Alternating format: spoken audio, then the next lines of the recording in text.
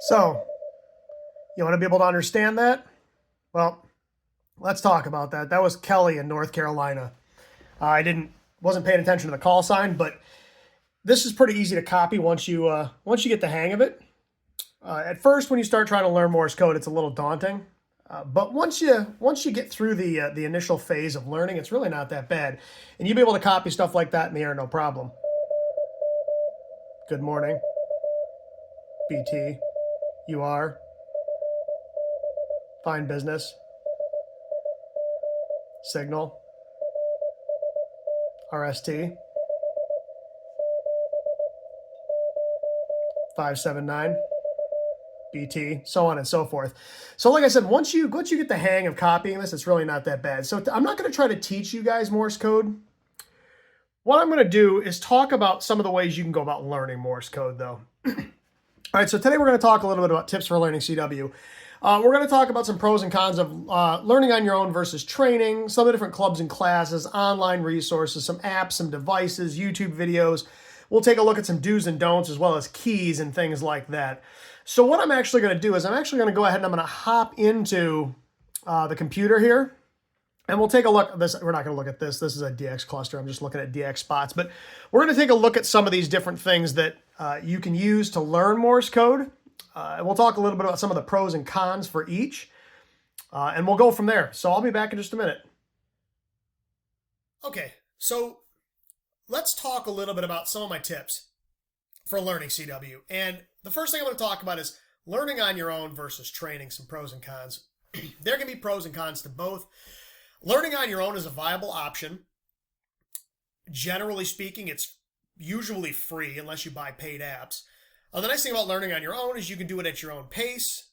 You don't have to worry about keeping up with somebody else's schedule, things like that. For some people who are self-motivated, self-starters, they don't need the motivation, learning on your own can work.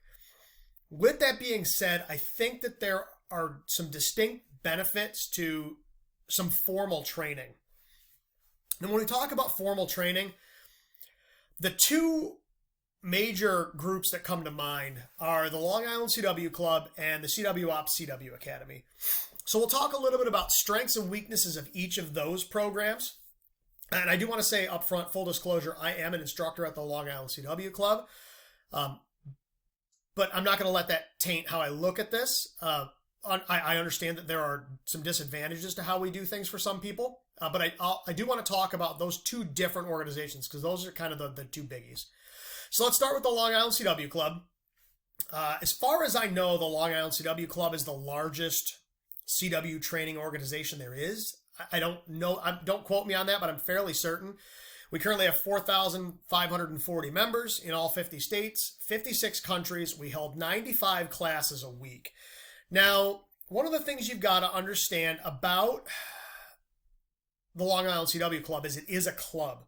It's not just a training program. We are a full-fledged club. We do all sorts of other stuff. Besides classes, there are all sorts of forums and seminars you can go to. There's social things you can do. All of our classes and everything are run on Zoom, but we do some face-to-face things. We have people who are the point people for different areas, and they quite often go out and then do social things like they might do a Parks on the Air outing or whatever. Go to different ham fests, things like that. So it's a full-fledged club. But the emphasis is on learning CW. So to give you an idea what the classes look like, so if I go into the class calendar, just to give you an idea how overwhelming this can be, and we currently have 95 classes. They're looking to add more. I think we'll be north of 120 soon. We currently have 75 instructors, give or take. That's not an exact number, but that's pretty close. So if you look at this calendar, this is the month of January 2024. There are a lot of classes. We offer classes all day long, every day. First thing in the morning, all the way to late at night. All right. So if you can't find a class that meets your schedule here, we're probably doing something wrong. A lot of these are also recorded. So if you can't make a class, you can go into the Dropbox and find a recorded version of that class to go if you so choose. We have classes that start all the way at 8 o'clock in the morning and they go all the way through to like 10 p.m., 11 p.m. at night. We have members in Europe. We have members in Australia, all over the place.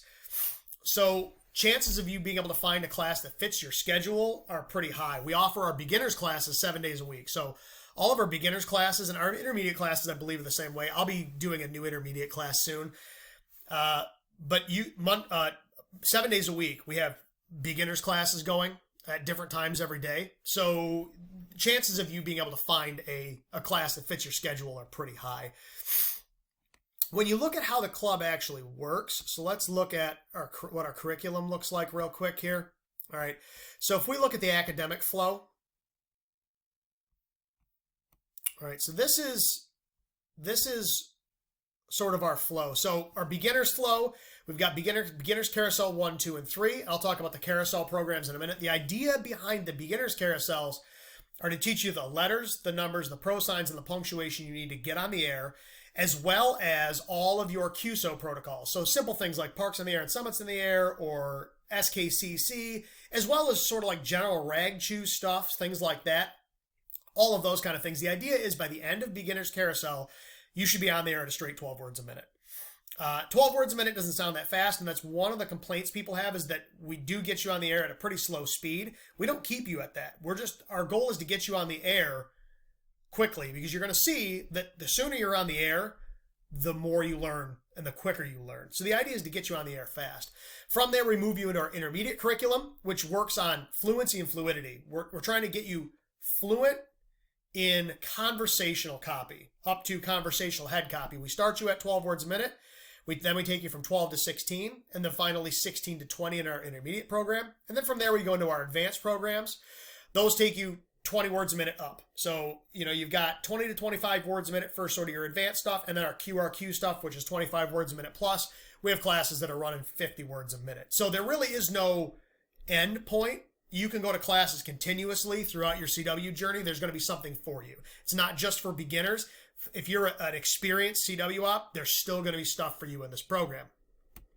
But when you look at how the beginners program works, we have what are called carousels. BC1, BC2, and BC3. There's no beginning, there's no end. That's why they're called carousels. You can get on the carousel whenever you want, get off the carousel whenever you want. There's no start point, there's no end point. So you don't have to wait for a reset. You don't have to wait until the next class starts. If you joined today, you could go to your first class today. All right? You learn your first 18 characters in the first 6 weeks in BC1. Then you move into BC2. You learn the rest of your letters. You learn your numbers. You learn your pro signs. You learn your punctuation. And then you move into BC3 where you learn your QSO protocols. And again, there's no start point, there's no end point. You can go around these carousels as many times as you need to get all of the characters down. If you're a quick learner, you might go through them once. If you need a little bit more time, you could go through them a couple. You could move into BC1 and then say, man, I need some reinforcement. I'm going to hop back into some BC1 classes. You can take BC1, BC2, BC3 classes all at the same time. You can go to any class you want at any time you want. If you're a beginner but you want to see what the advanced classes are like, you're more than welcome to hop into an advanced class. There's no prerequisites. You can go to any class you want at any time you want. All right. But the idea is to get you on the air at 12 words a minute as quickly as possible. And then from there, we increase your fluency and fluidity, your head copy, and go from there. So that's kind of what the Long Island CW Club looks like. The other big one is the CWOP CW Academy. Their approach is a little bit different. So CWOPs, they run their classes 3 times a year. They've got a January, February class, a May, June class, and a September, October class. These have a defined start point, a defined end point, defined benchmarks along the way. Some people need that structure. So the LICW format is a little more self-paced. You can move at the pace you feel comfortable with. With CW Academy, they're moving you at a pace that they think is appropriate for your level of knowledge. And some people really need that structure. That's one of the complaints people have had with some of the LICW stuff, and I can see where they're coming from. It's not necessarily, I don't see it from my perspective when I took it, but for somebody who really needs that accountability, they need to be held accountable. You need to have this benchmark, then this benchmark, then this benchmark. This is a good program because it does set expectations, and there are defined start and end points where you have to meet certain criteria. So if you're somebody who really needs that structure and really needs that accountability, this is a really good program. There's no cost to this. You sign up. If you're accepted, you go into when your rotation starts, you start your classes and you go from there. Again, they have beginner, they have intermediate classes, and they have some more advanced level classes as well. All right, so they'll there's a questionnaire in here that kind of helps you determine where you would fit in the grand scheme of their program. All right, so if you click here to continue, all right, it gives you the description of what the course looks like, all right, what they expect out of you, the minimum essentials, what they're going to expect you to have, all right, and then it tells you the class objectives for beginners, fundamental, intermediate, and advanced. So you can see beginner, no Morse code experience. Fundamental, you got familiarity. You're operating at 6 words a minute plus and have a desire to increase your proficiency. Intermediate, 10 words a minute plus. You're looking for increased proficiency in contests, DX, and rag chews. And then advanced, operating 20 word a minute plus and desire to increase proficiency at higher speed on the air activities. And it gives you class objectives so you have an idea as to what you are looking at.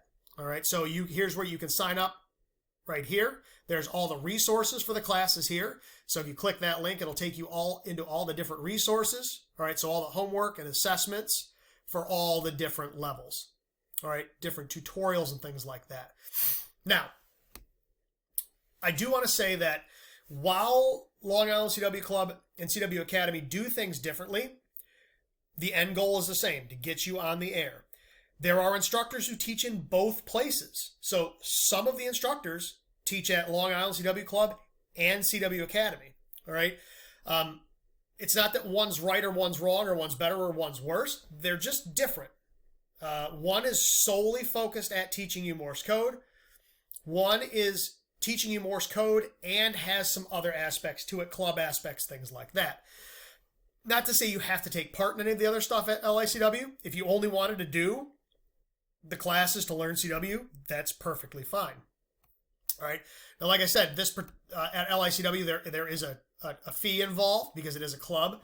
So like I said, 1 year, $30, 2 years, $50, 3 years, $70, or a lifetime for $90. With CW Academy, there's no charge, but it does only run 3 times a year, and you do kind of have to wait until the next CW Academy class starts enrolling. So those are the 2 biggies. All right. There are others, but those would be the 2 that I would recommend the most. From there, we have a lot of online resources. So we have, for instance, Learn CW Online, LCWO. All right. I've only played with this a little bit, but this is a really good place. There's all sorts of different lessons in here. Really good for somebody who's looking for a way to practice at home on their own without any external organizations, right? You sign up, you create an account. There's all sorts of different courses over here, different practices over here. Like I said, I've only played with it a little bit because I already knew Morse code when I started playing with this, and I just went in to kind of see how things worked. But a lot of people have had good success with this particular tool. The next thing I want to talk about is Morse Code Ninja. So this is a fantastic resource if you're looking to learn CW. Kurt, AD0WE,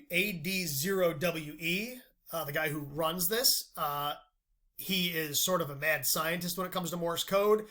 He's got all sorts of stuff on this site. So he's got a lot of stuff about his journey into CW. There's a lot of good information in here. How to learn. He's got a whole section on learning Morse code. There's a lot of do's and don'ts that I'm going to talk about. All right, a lot of different courses and things like that. He's got a whole practice section. This practice section is fantastic. There are if you look at all the different things he's got, you can practice. It's insane. In fact, this is what I use now to practice. I use Kurt's stuff when I'm driving to and from work. I listen to like top 300 words at 35 words a minute or whatever. All right, or common QSO phrases at 40 words a minute, something crazy. All right. But I mean, look at this. It goes on forever. He has got so much stuff in here. So you pick the speed, ranging from 15 to 50 words a minute. You pick your practice that you want to do. It will open a YouTube video that will play it for you. So All right, this is speed racing, so it starts at 38 words a minute, goes to 25. I have it set for 25 being the slowest speed. All right, and this is a great tool.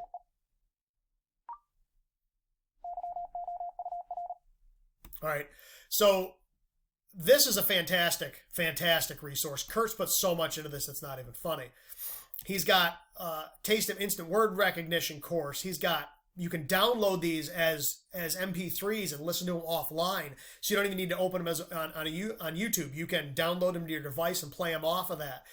He's got a separate section just for the Long Island CW Club. Kurt is a member of LICW. He has a separate section with all the carousel stuff in here. So, and it's set to the speed we teach at.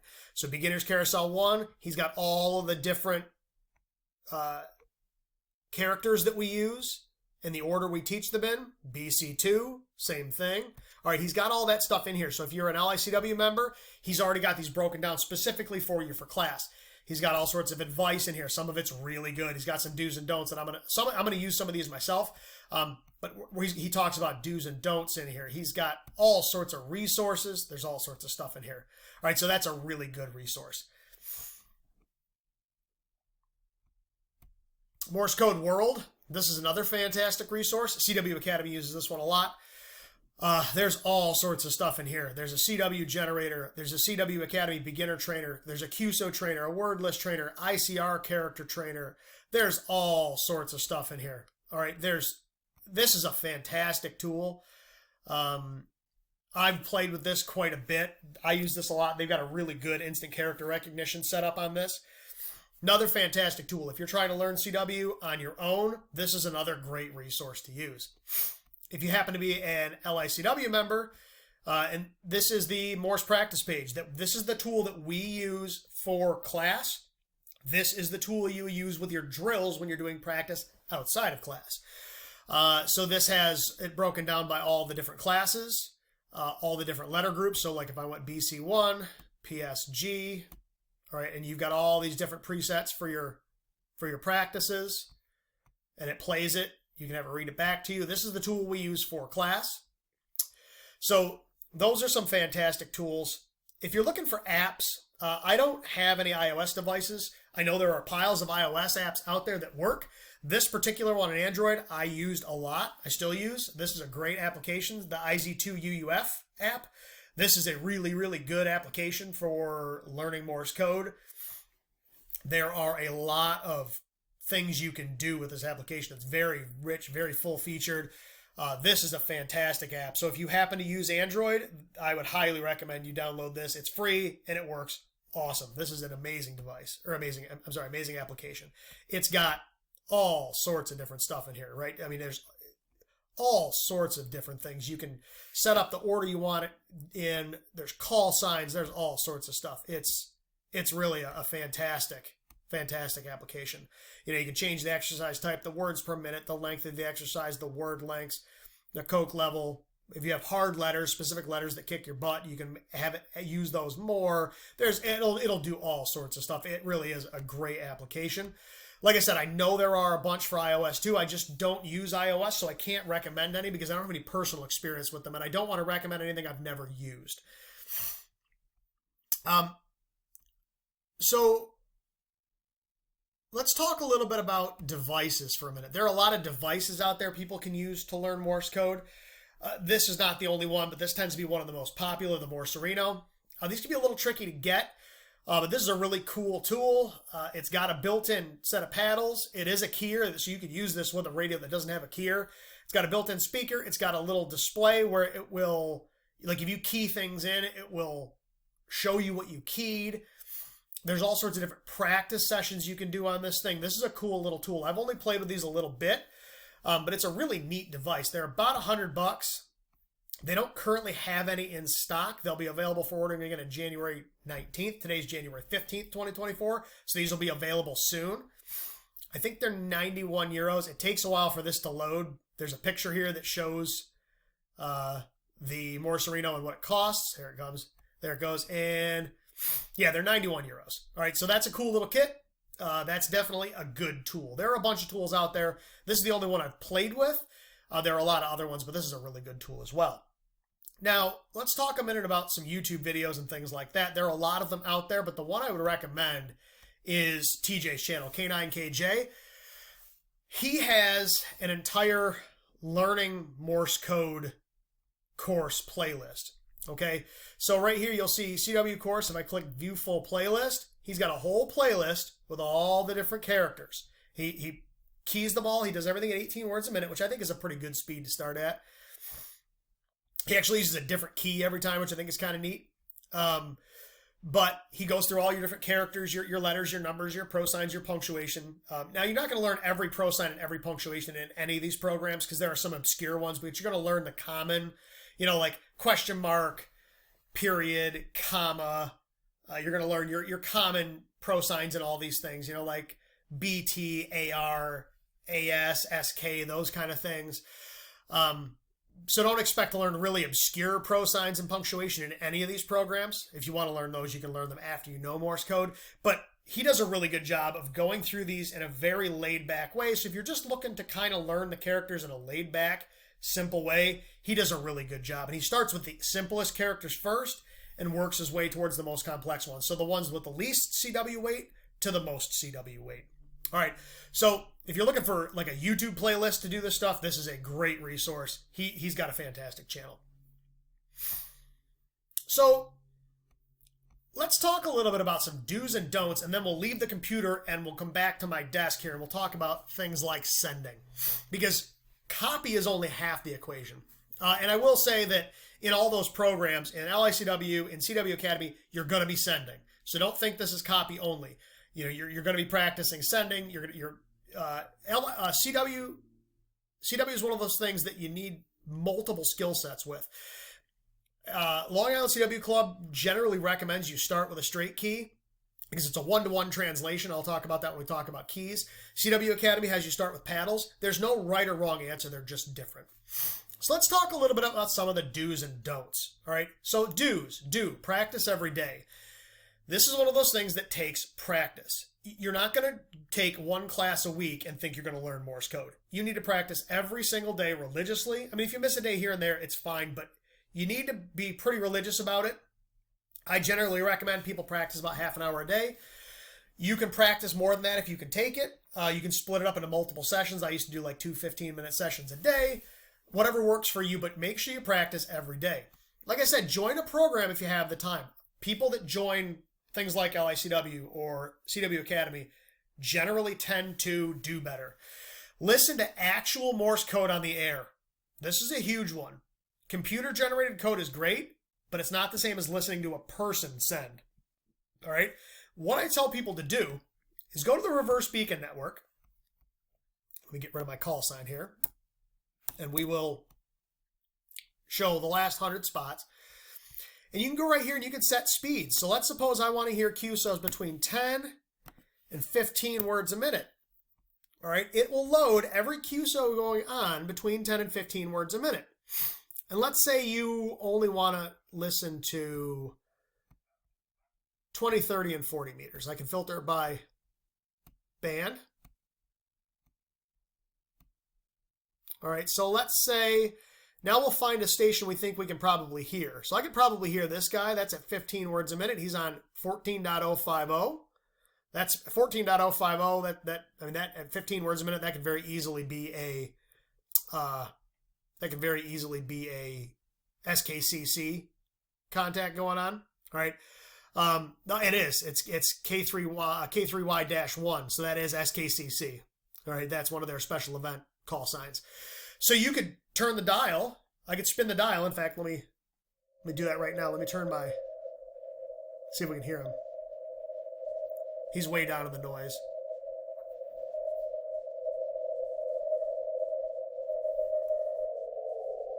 All right, so I can hear him. He's pretty down in the noise. He's actually pretty close to me is the problem. All right, but find a QSO that you can hear and then just spin the dial and listen. It's a great way to find QSOs going on that you might be able to copy some of. And don't worry about trying to copy complete words, complete sentences. Just see what you can copy. If you can get individual characters, individual letters. If you can get a complete word, awesome. A lot of the stuff we use are abbreviations. If you can get it a complete abbreviation, fantastic, but it's a good way to do that, all right? Practice at a speed you can handle but is uncomfortable. So when you practice, it shouldn't be easy, all right? If it's too easy, you're not working hard enough. So if you're doing things at 10 words a minute and it's cake, you need to crank the speed up, all right? It should be a little uncomfortable. You should be missing probably 30% of what you're trying to copy. The only way you're going to learn is to push yourself. Get on the air as soon as possible. I cannot stress this one enough. As soon as you are remotely able to get on the air, do it. Get on and do some easy things like hunt POTA. That's one of the easiest things to do. Or DX, although that's pretty fast. But get on and hunt some parks on the air. It's a simple formulaic QSO. All you need to know is your call sign, BK, 5NN, and be able to send your state. That's really all you need. And that's a really good way to get on the air. The faster you get on the air, the quicker you will progress. It will blow your mind how fast you progress once you get on the air. And lastly, have fun. This is about having fun. If you're miserable, why are you doing it? You're going to see that once you learn this, it's actually really fun. When I first started learning Morse code, I was like, I wanted to learn it. I kind of wanted to do a POTA activation. And I was like, I don't know how much I'm really going to use this. Now it's pretty much the only mode I use. I mean, I'll occasionally do some digital contacts or some phone contacts, but I'm going to say 95% of my QSOs are probably more than that are CW. Now let's talk about some don'ts. Don't learn the Morse code chart. Morse code, at least in this context, is an auditory language. It is not a visual language. Now, it would be different if you were doing signaling lamps ship to ship or something, but Morse code in this instance is an auditory language. Learn it as such. Don't try to memorize what the characters look like. When you hear them, you should hear them as complete acoustic shapes. All right, so when I hear an R, did-it, I don't hear individual dits and dots. I hear it as a complete sound. You want that sound to turn into that letter in your head. So when you hear did-it, you should think R. You shouldn't have to translate it. All right? Don't add a ton of Farnsworth or a ton of spacing in between your characters. The problem you're going to have, and a lot of people do this, they'll practice with a high character speed, let's say 20, 25, 30 word a minute character speed, and then they'll lower that Farnsworth speed down to like 5 words a minute. The problem with that is it gives your brain too long to think about what the character is. You need to recognize that character instantly. Okay?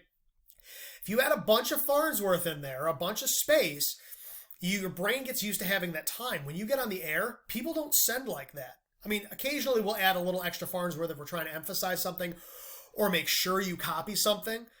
But generally, if I'm sending it 23 words a minute, I'm sending it 23 words a minute. I'm not sending at 23 word a minute character speed and 8 word a minute effective speed. So don't practice with a ton of Farnsworth. A little bit of Farnsworth isn't going to hurt anything. Don't add a ton. And you want to wean yourself off of it. So if you're using Farnsworth, start shrinking that gap down to the point where you're at a straight speed. Don't make your practice sessions too easy. Like I said before, it should be a little bit of a struggle. You should be a little uncomfortable when you're practicing. Don't skip practicing.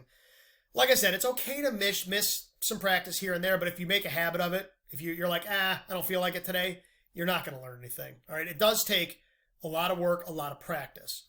Don't use gimmicks to learn CW, like phrases. You'll find videos on YouTube that tell you, like, for things like B, they'll have like Bob is a big whatever. I don't know.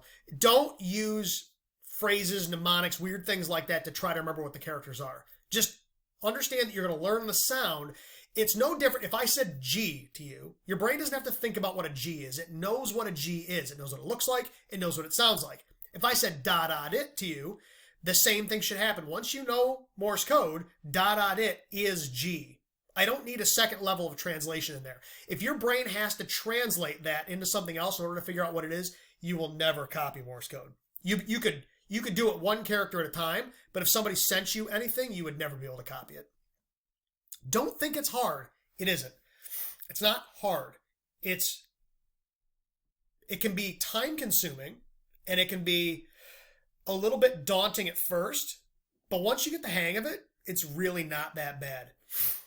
Don't get discouraged. There are going to be times when you're like, I can't do this. This is hard. I'm not learning anything. Just keep working. You're going to hit plateaus. Everyone hits plateaus. Understand that Everybody gets discouraged. Everybody hits plateaus from time to time. Don't let it get the best of you and have you quit. All right? Just keep chugging along and you will bust through that plateau. And it's a very weird sensation because you will go from, man, I can't do this, to all of a sudden, boom, I got this. Speed does the same thing, which we'll talk about in a minute. Don't listen to everything you see, hear, or read online, including this video. Don't take everything I'm saying as gospel. You know, you may see things, you may read things that are blatantly wrong. Be careful with what you listen to. I mean, I know from my experience what worked for me. You know, I know mistakes that my students have made because I've at this point I've taught hundreds of people Morse code, and you know I've seen a lot of the mistakes they've made along the way. So be careful. Don't, like I said, a lot of these don'ts go back to some of those things, like not learning the chart. Don't add a bunch of Farnsworth, right? Don't use gimmicks, those kind of things. And then finally, don't worry about speed. Speed comes with experience. Worry about accuracy.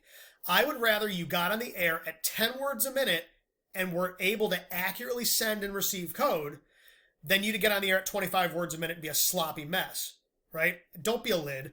Get on the air at a speed that you can copy and be accurate. Now, nobody's ever 100% accurate. Anybody who says they are is full of BS, all right? Nobody is 100% accurate all the time. Everyone misses. I miss characters all the time. The trick is how do you recover from that, okay? But don't worry about your speed. Speed will come. Worry about getting proficient. Once you're proficient, your speed will build. So to give you an idea what I mean, it's currently January 15th, 2024. 8 months ago, I was 15, 16 words a minute.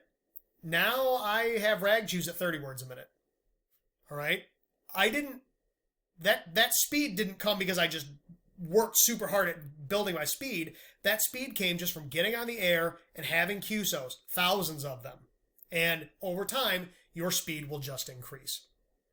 So let's talk a little bit about key types. So I'm going to leave the computer. We're going to hop back to my desk and let's talk about some of the different keys and things you might want to consider. So we'll be back in just a minute.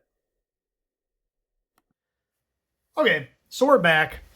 Let's talk about keys because at some point in your CW journey, you're going to want to start sending. I would recommend you start sending early. So let's talk about the different types of keys and where I'd recommend you start.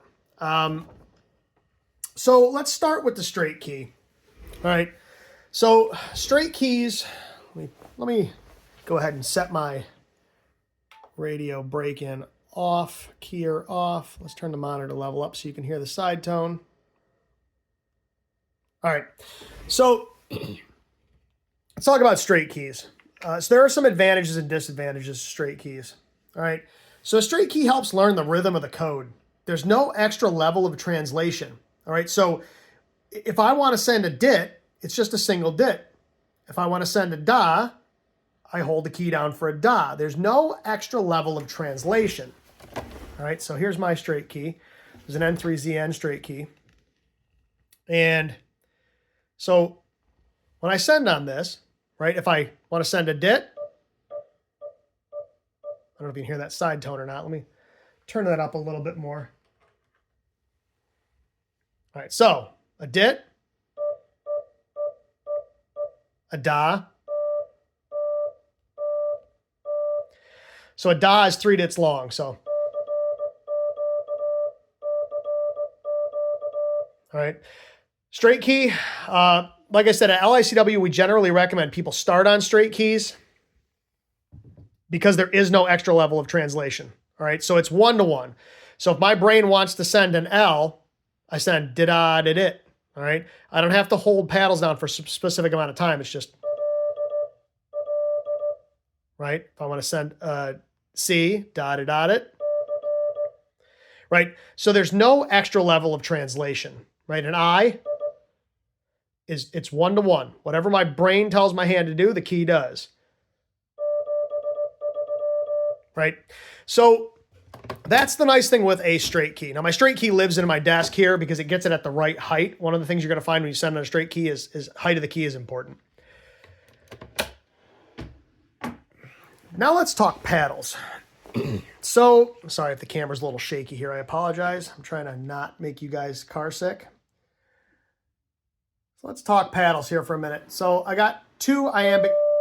Whoa, bumped my key. I've got two different iambic paddles here. I've got this Bengali Expedition. Right, this one I don't currently have hooked up to the radio.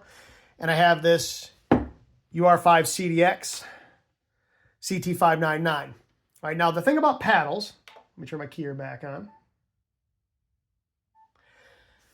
With paddles, there's an extra level of translation involved. So if I hold the da, I'm currently at 25 words a minute. So if I hold the da paddle down, it's going to send das at 25 words a minute. If I hold the dit paddle down, it sends dits at 25 words a minute. If I squeeze, it's going to be iambic. So it's going to go da da da da da. All right, so there's an extra level of translation here. So if I want to send CQ, I have to know how long to hold these paddles down. Now, what I was just doing is something called squeeze keying. You could also just swing back and forth. All right, but you've got to get the time down. If you hold that down too long, right, it's hard. If you change speed, it's tough, because if I slow this down, so if I slow my key speed down to, let's go down to 12 words a minute. Now, when I hold these, right, see, I just set an extra dit. I didn't mean to. Because there's an extra level of translation. My brain has to know how long to hold these paddles. And that's the trick with iambic paddles, or any paddles for that matter, even a single paddle. You have to know how long to hold that paddle down to send that many dits or das, and that changes with key speed. So I'm back up to my 25 words a minute.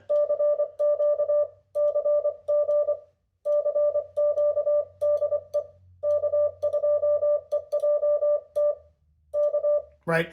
So unlike a straight key, this thing takes a little bit of getting used to as far as how long to hold those paddles down, and that changes with speed. So if you're going to start on paddles, just understand you're going to have an extra level of translation. It's not one-to-one, because when I send das, I'm not, right? If I want to send an O, I don't go, I hold the key down, right?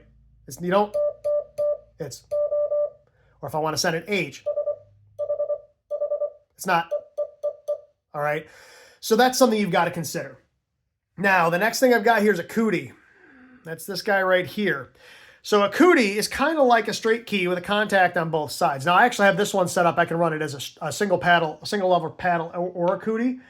I'm going to run it as a K2E right now. So let me turn the keyer back off on the radio. So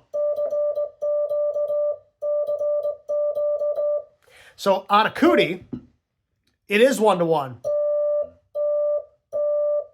However long I hold that down, is how long that sends a tone for.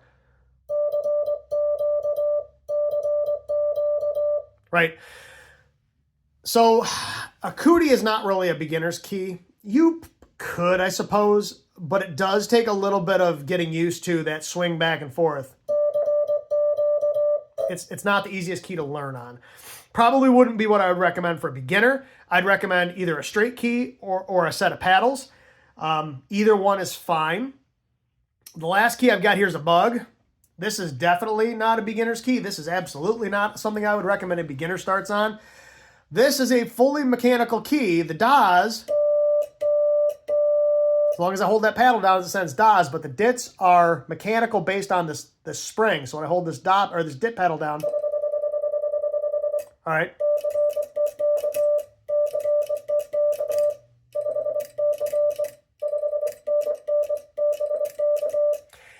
I apologize that that code is a little ugly. I'm reaching around the camera. Normally I send a little better than that, but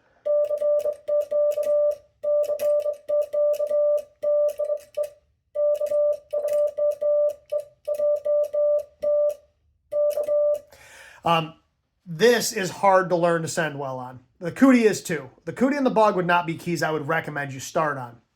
Down the road, once you're a little more proficient, by all means, they're super fun to send on. But when you're first starting, I would recommend you either get yourself a straight key or a paddle. And you don't need to go out and spend, $1,000 on a couple of Bengalis or something. This Bengali right here is 300 and something bucks, right? You don't need to go out and buy a key that expensive right away. But the better the key, generally the nicer it is to send on. That doesn't mean you can't send good code on a cheap key. You could make a key out of scrap pieces of metal and it would send code just as fine as, I could build a cootie out of a hacksaw blade and it would send code just as good as this one W1SFR will. Not as nice to send on. This thing is absolutely spectacular to send on. I love this key. I actually want one of the Titans, the big, or either that or a Green Machine, the great big heavy ones. This one's a little light. If I was doing it again, I'd get one of the bigger ones. But like I said, when you're first starting out, my recommendation would either be a straight key or a set of paddles, either dual iambic paddles like this or a single paddle. It doesn't really make any difference. But folks, those are kind of my tips and tricks for learning CW, okay? The last thing I'll tell you is once you've got the basics down, all right, once you know your characters, your numbers, your basic pro signs, your basic punctuation, it's time to get in the air. Start making QSOs, all right, as soon as you can. Things like parks in the air, summits in the air, worldwide flora and fauna, those are all easy ways. Sorry about that, I went the wrong way. Those are all really easy ways to get on the air in a formulaic, controlled manner. All right, begin to learn what complete words sound like. Things like CQ, 73. Those will probably be the first two you learn as complete words, CQ, right? So, right, CQ. Everybody knows that one. Let me turn my keyer back on. So like 73, right? Those are the kind of things you're going to learn right away as complete words. Good afternoon, good morning, good evening, thank you, you are 5NN, BK, things like that. And guys, no, BK is not a pro sign. It's sent as two separate letters. It's not, it's, all right, it's two separate letters. It's not a pro sign. So with that being said, everybody, I appreciate you watching. Hopefully you start learning some CW. It's super duper fun. And with a little luck, maybe I'll see some of you in some of my Long Island CW classes coming up. So everybody, thank you so much for watching. And until next time, as always, 7-3.